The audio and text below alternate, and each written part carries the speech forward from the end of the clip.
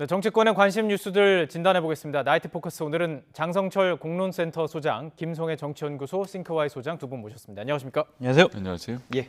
자, 먼저 지금 국회 얘기를 좀 해봐야 될 것 같습니다. 네. 내년도 예산안을 가까스로 처리를 했지만 또 하나의 걸림돌이 남아 있습니다. 이게 뭐냐면 일몰 법안들을 놓고 여야의 대치가 이어지고 있는데 지금 쟁점을 좀 정리해 주실까요? 안전운임제와 추가 연장 근로제와 관련해서 여야 입장이 상당히 지금 바뀌고 있어요. 안전운임제는 얼마 전에 화물연대가 파업하지 않았습니까? 네네. 일단 올해 말까지 일단은 뭐 그 안전운임제가 적용이 됐었는데 3년을 유예하자라는 것에 대해서 지금 국민의힘 쪽에서는 이거는 아니야, 원점에서 다시 논의해야 돼라고 생각을 하고 있고, 네. 민주당 등 야당은 3년 연장 개정안 이거 원래 약속했던 거 아니냐, 그러니까 당신들이 약속 안 지키면은 우리가 지금 단독 처리하겠다, 그런 입장이고요. 예. 추가 연장 근로제라는 것은 8시간 추가 연장 근로입니다. 예. 30인 미만 사업장에 일주에 8시간 연장 근로를 하는 거예요. 그게 올해 말까지 끝나는데 예. 이것을 좀 연장을 해야 된다라고 정부와 여당은 얘기를 하고 있고, 예. 민주당은 이거 일몰 연장 반대한다, 이거 근로기준법에 여러 가지로 위반이 된다, 노동자들의 노동 권리에 대해서 우리가 제대로 보장을 해줘야 된다라고 예. 생각을 하고 있는데, 성일종 정책위 의장은 우리 이거 안전운임제와 추가 연장 근로제 이거 가지고 협상 안 하겠다, 이거 주고받기 안 하겠다, 예. 이거 근본적으로 다시 한번 논의해야 된다, 개혁 문제이기 때문에 이것을 뭐 빠트려한다든지 거래한다든지 이렇게 하지 않겠다라고 해서 예. 2시간 전에 회담이 종료가 돼버렸어요. 불발됐어요. 예. 그래서 28일 날 이분이 어떻게 처리될지 계속 내일 또 협상을 해봐야 될 것 같습니다. 예, 여기 하나 더해서 노조 파업에 대해서 기업이 손해배상을 하지 마라 이렇게 제안하는 거죠. 노란봉투법까지 맞물리면서 지금 어쨌든 간에 논의는 계속 꼬이는 상황입니다. 28일 과연 이게 통과될 수 있을지 어떻게 보세요? 그 지금 양측이 예산안 같은 경우는 뭐 이게 준예산으로 넘어가게 되면 정말 이례적인 일이고 그렇기 때문에 어떻게든 통과를 시켜야 되는 상황이었습니다. 하지만 이 일몰제에 대해서는 여야의 좀 세법이 좀 다른 것도 같고요.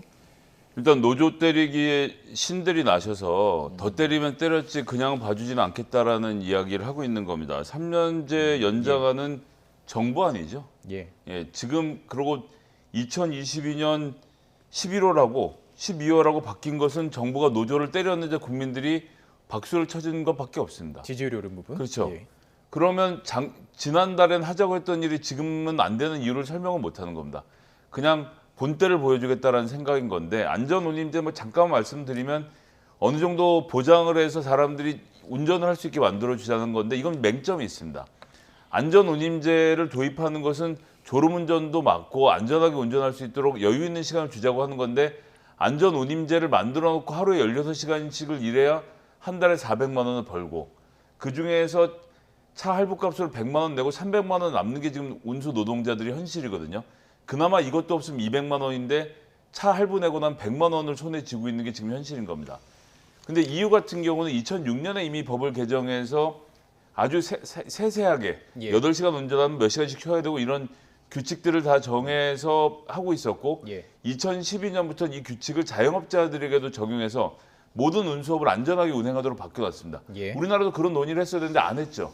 지난 정부 때, 문재인 정부 때 3년 동안 하면서 안 했고, 지금 정부도 6개월 동안 파업을 협상하고 예, 나서도 예. 논의한 게 전혀 없습니다. 예. 그리고 지금 이 두 번째로 나왔던 이 60시간 일하는 것도 마찬가지로 네네. 지금 30인 이하 사업장 우리나라 전체 노동자의 60%거든요. 예.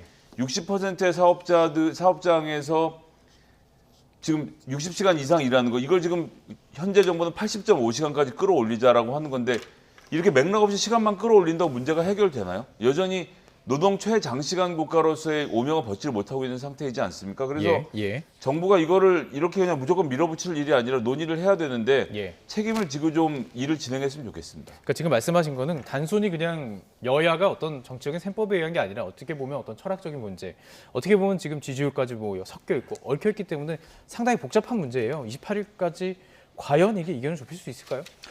좁히기는 어려울 것 같아요. 예. 성일종 정책위 의장 같은 경우에는 이거 네네. 타협 대상 아니다, 협상 대상 아니다라고 이미 선긋기에 나섰고, 대통령실 같은 경우에도 안전운임제라든지 추가 연장 근로제, 노란봉투법 절대로 안 된다라는 입장을 갖고 있어요. 예. 그렇기 때문에 지금 여권은 이 부분에 대해서 민주당의 협상안을 받아들일 생각이 전혀 없다라는 것이 공식적인 입장입니다. 노란봉투법 같은 경우에는 이건 네. 사업주에게는 악몽과 같은 법이다라는 주장이 있는 거죠.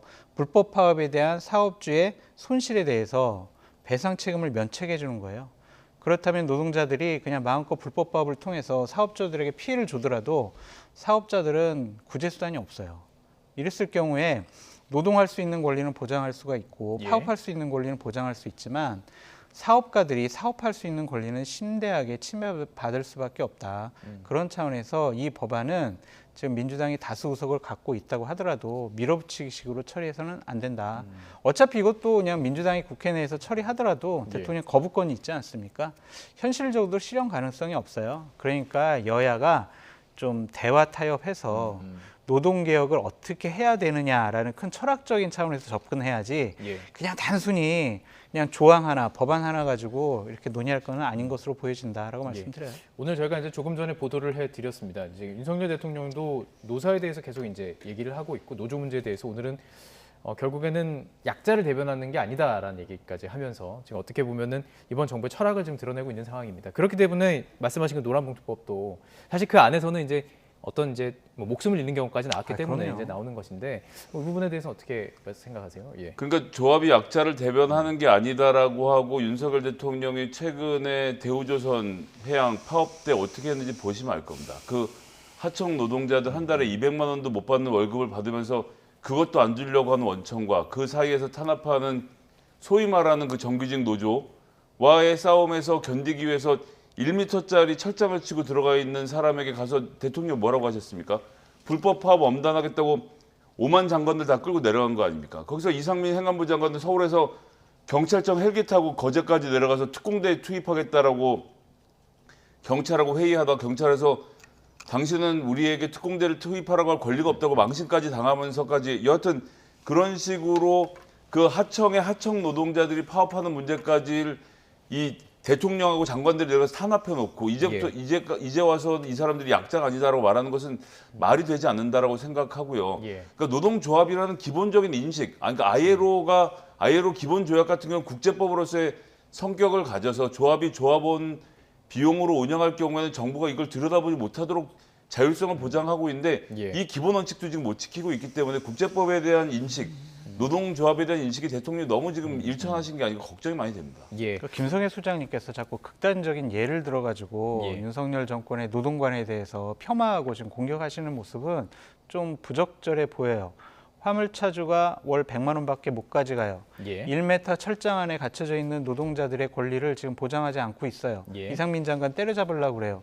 이런 식의 접근 방법은 노동자들에게도 도움이 안 되는 방법 같아요. 예.